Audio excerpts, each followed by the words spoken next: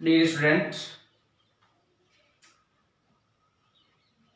Class 12 के board की परीक्षा बहुत नजदीक है। कोरोना महामारी के दौर में कक्षा 12 के विद्यार्थियों के लिए लगभग 15 दिनों का रिवीजन लेकर आया हूं, जिसमें पहला अध्याय है संयुक्त फलन, कंपोजिटिव फंक्शंस। कंपोजिटिव फंक्शन के लिए फलन, फंक्शन क्या होता है? एक फलन ए से बी में इस प्रकार परिभाषित हो कि ए का चित्रण प्रतिचित्रण बी में इस प्रकार हो कि ए के अवयव का बी में प्रतिबिंब एक अद्वितीय रूप से संबंधित हो, यानी ए के प्रति अवयव का बी में एक अद्वितीय रूप से संबंध हो, तो इस संबंध को हम फलन कहते हैं। फलन का प्रांत, सप्रांत और परिसर। कोई फलन ए से बी में परिभाषित हो तो उस फलन के ए के अवयवों को प्रांत कहते हैं तथा बी के सभी अवयवों को सप्रांत कहते हैं तथा परिभाषित फलन f ऑफ x अर्थात जिनका ए का बी में प्रतिबिंब स्थित है, ऐसे अवयवों को फलन का परिसर कहते हैं।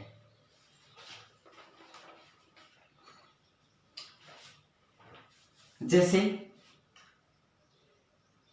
एक फलन f ए से बी में परिभाषित इस प्रकार है कि a 1 2 3 और b 2 4 6 और 8 7 इस रूप में है। इसको परिभाषित इस रूप में दे रखा है 1 से 2 2 से 4 और 3 से 6।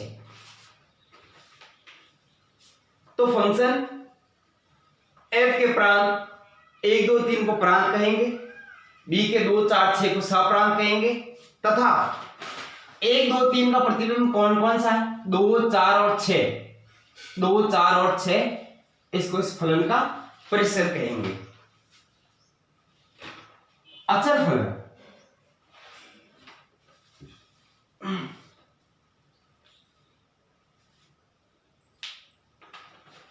अचर फलन एक फलन ए से बी में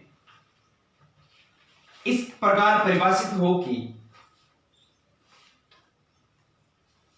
ए का सप्रांत किसी अवयव का सप्रांत केवल और केवल एक ही हो, ऐसे फलन को अचर फलन कहते हैं।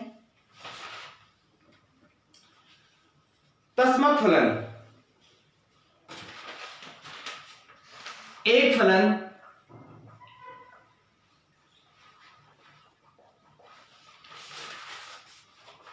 ए से ए में इस प्रकार परिभाषित हो कि ए के प्रत्येक अवयव का प्रतिबिंब केवल और केवल वह स्वयं हो, यानी अर्थात ए का प्रतिबिंब ए स्वयं हो, ऐसे फलन को हम कहते हैं तस्मक फलन। आइडेंटिटी फंक्शन,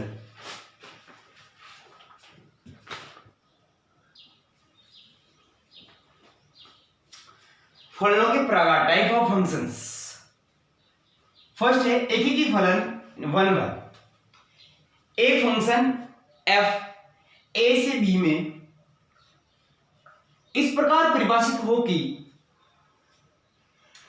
a के भिन्न भिन्न अवयवों का प्रतिबिंब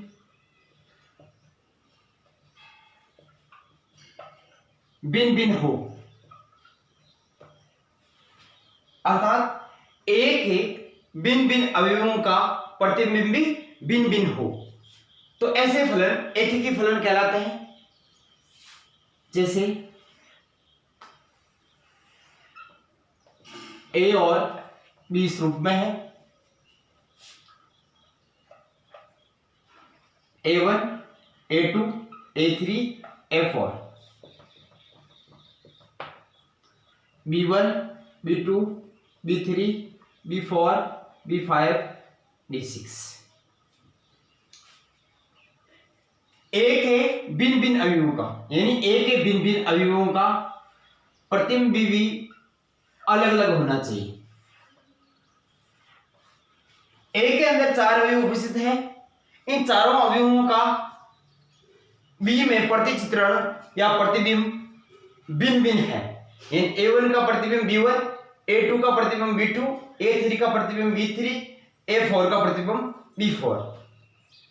ए में कोई भी शेष नहीं होना चाहिए और बी में कोई भी शेष बच सकता है। ऐसे फलन को हम एककी फलन कहते हैं। दूसरा है बहु एककी फलन।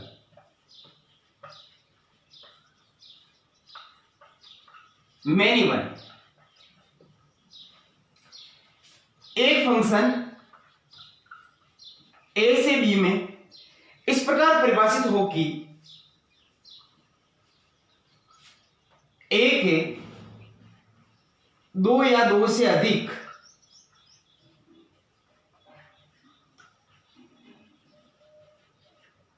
अवयवों का बी में प्रतिबिंब केवल एक ही हो, केवल एक ही हो तो ऐसे फलन को हम बहुएककी फलन कहते हैं। जैसे ए और बी,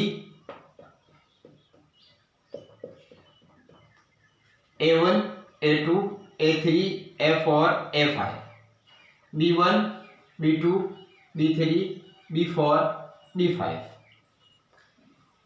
2 या 2 से अधिक अवयवों का, माना A1 और A2 दोनों प्रतिबिंबों का, दोनों अवयवों का प्रतिबिंब एक ही है। A3 का B2 से, A4 का B3 से, A5 का B4 से। अर्थात A के 2 या 2 से अधिक अवयवों का प्रतिबिंब यदि B में केवल एक ही हो तो ऐसे अवयवों को बहुएककी फलन कहते हैं। ध्यान रहे कि किसी भी ए के किसी अवयव का 2 प्रतिबिंब नहीं होना चाहिए। किसी 2 का एक हो सकता है परंतु ए के किसी भी एक अवयव का 2 प्रतिबिंब नहीं होना चाहिए।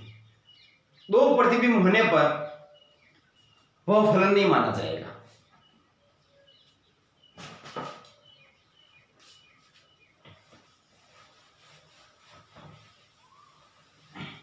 तीसरा टाइप है आच्छादक फलन।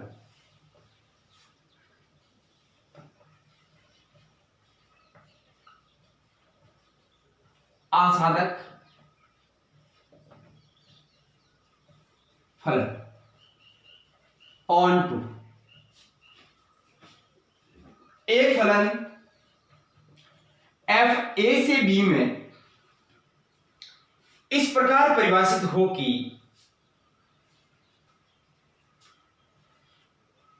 बी के प्रत्येक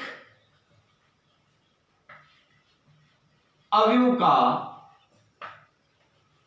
पूर्व प्रतिबिंब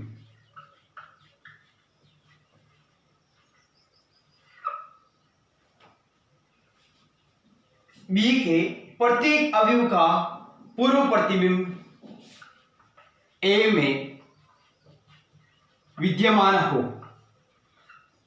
अर्थात एक फलन ए से बी में इस प्रकार परिभाषित होना चाहिए कि बी के कोई भी अवयव का पूर्व प्रतिबिंब होना चाहिए। यानी एक बी के एक भी अवयव का पूर्व प्रतिबिंब नहीं होगा तो वो आच्छादक नहीं कहलाएगा। जैसे A B, A1 A2 A3 A4 A5, B1 B2 B3 B4 B5।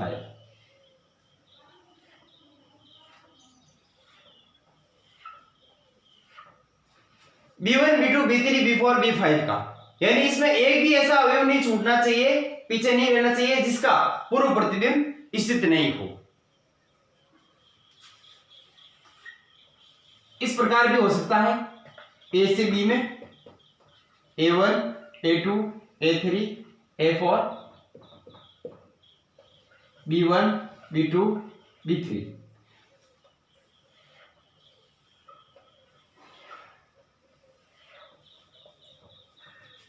B1 के किसी एक अवयव का दो पूर्व प्रतिबिंब हो सकते हैं, B2 का एक है, B3 का एक है। तो इस प्रकार के जो भी फंक्शन है उसको हम आच्छादक फलन कहते हैं। चौथा फलन है अंतर्क्षेपी।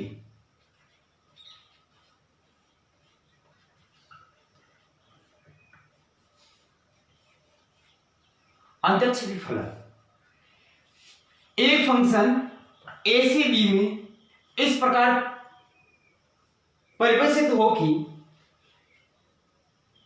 बी के कोई ना कोई एक अवयव का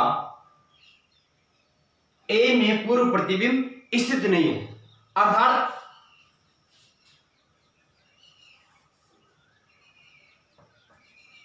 बी के अंदर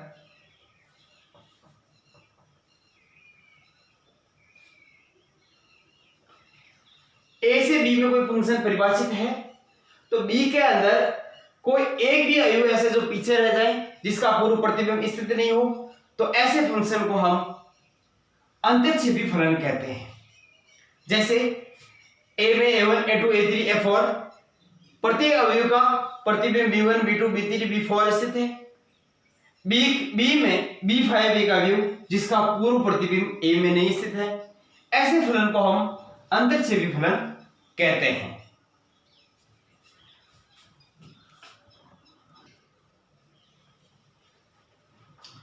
संयुक्त फलन, एक फंक्शन f a से b में परिभाषित हो तथा दूसरा फंक्शन g b से c में परिभाषित हो, तो f व g दोनों फलन इस प्रकार परिभाषित हो कि g ऑफ f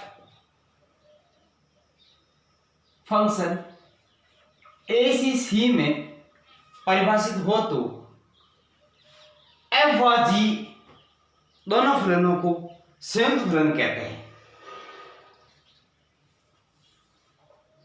जिसे हम g of f of x से निरूपित करते हैं। g f ऑफ x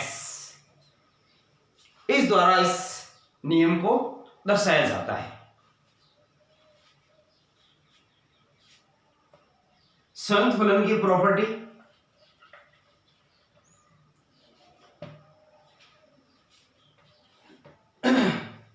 संयुक्त फलन क्रम विनिमय नियम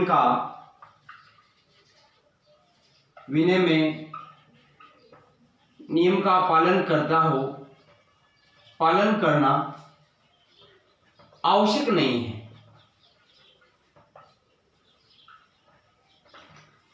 अर्थात g ऑफ f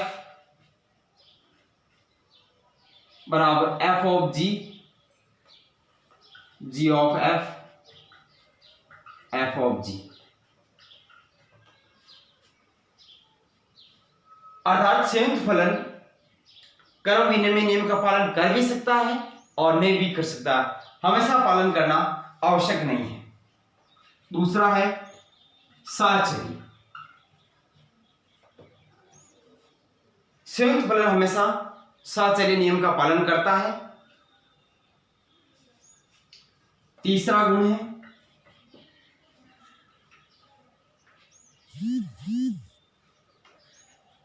यदि दो फलन एक एक ही आच्छादक हो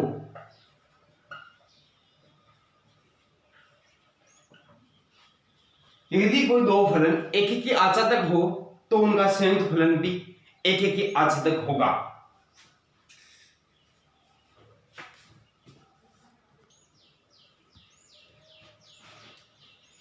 संयुक्त फलन पर आधारित कुछ क्वेश्चन है जो बोर्ड परीक्षा में आया हुआ है।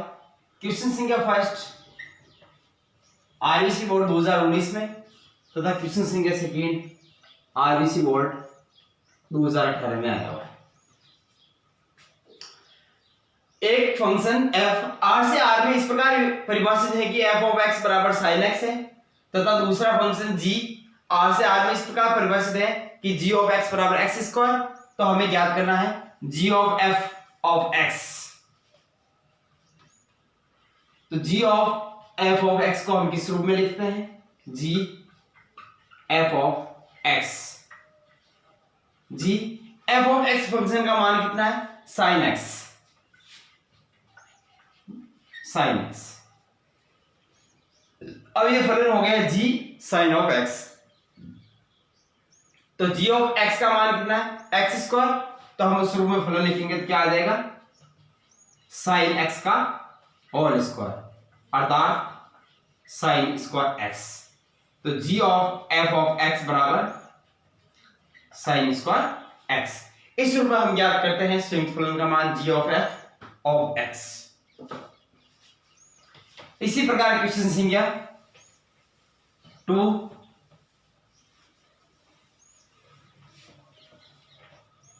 क्वेश्चन संख्या 2 ए फंक्शन f r से r में इस प्रकार परिभाषित है कि f ऑफ x बराबर x स्क्वायर प्लस 3 और g r से r में g ऑफ x बराबर 1 माइनस 1 अपॉन 1 माइनस x। तो हमें ज्ञात करना है f of g of x। तो f of g of x f of x बराबर दे रखा है x स्क्वायर प्लस 3 और g ऑफ x दे रखा है 1 माइनस 1 अपॉन 1 माइनस x। तो f of g of x तो इस फंक्शन को हम किस रूप में लिखेंगे? g ऑफ x के रूप में। f of g of x का क्या मान है? 1 माइनस 1 अपॉन 1 माइनस x। इसी रूप का है। इस फंक्शन को हम सॉल्व करना चाहिए किस रूप में करेंगे? एलसीएम लेकर 1 माइनस एक्स माइनस 1 बटे 1 माइनस एक्स एफ ऑफ एक से कैंसिल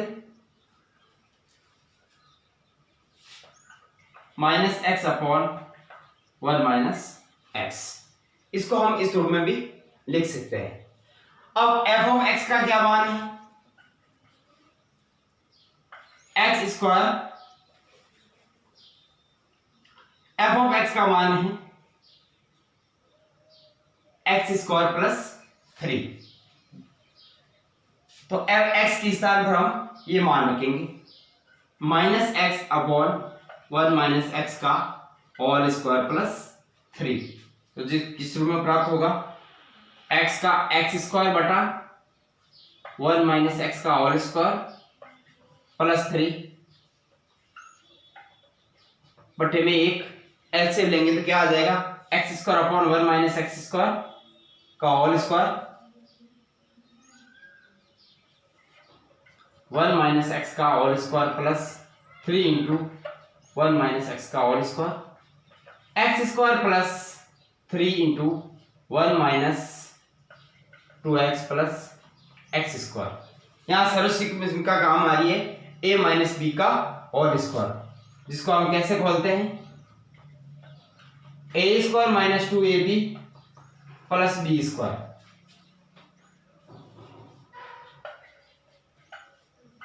इसको हम सॉल्व करेंगे तो किस रूप में आएगा? एक्स स्क्वायर प्लस 3 के अंदर गुणा करेंगे minus 6x plus 3x square बटा 1 माइनस एक्स का होल स्क्वायर।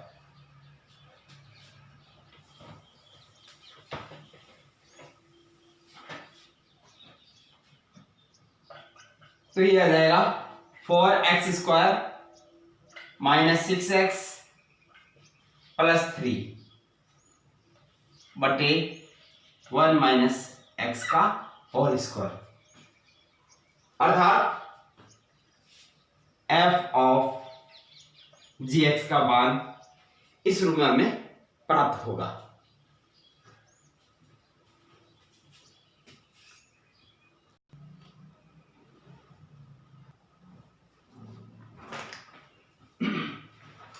प्रतिलोम फलन इनवर्स फंक्शंस, पहले हम पढ़ते हैं प्रतिलोम अवयव। एक फंक्शन a से b में इस प्रकार परिभाषित है कि a से b से संबंधित हो,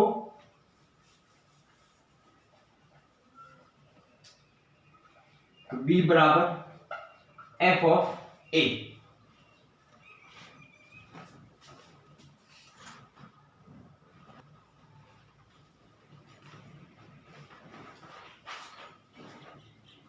तो a बराबर f inverse of b,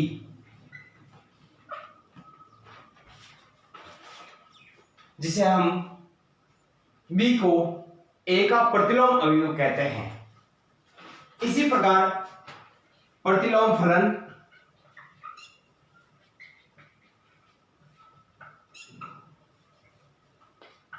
f, यदि कोई फलन a से b में एक की आच्छादक हो तो एक की आच्छादक हो तो a बिलोंग टू a से, b बिलोंग टू b से, b बिलोंग टू b से हो तो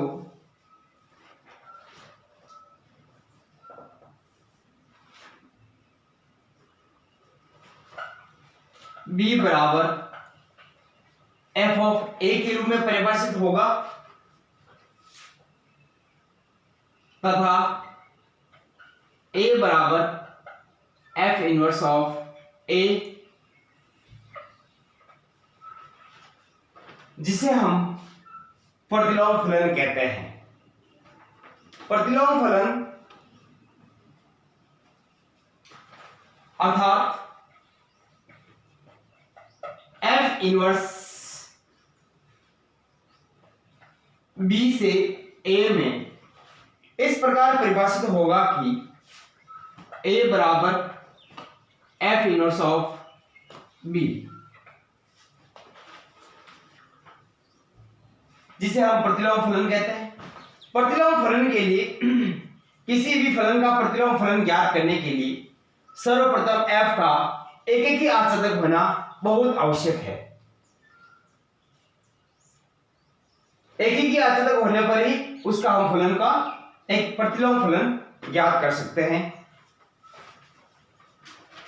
प्रतिलोम फलन का प्रांत और परिसर,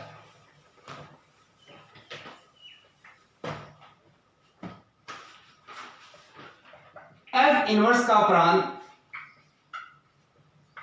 बराबर f का परिसर और f इनवर्स का परिसर f का प्रांत, अर्थात f इनवर्स का जो प्रांत होगा वो f का परिसर होगा और f इनवर्स का परिसर होगा वो f का प्रांत होगा। इस रूप में इसके प्रांत और परिसर भी ज्ञात कर सकते हैं।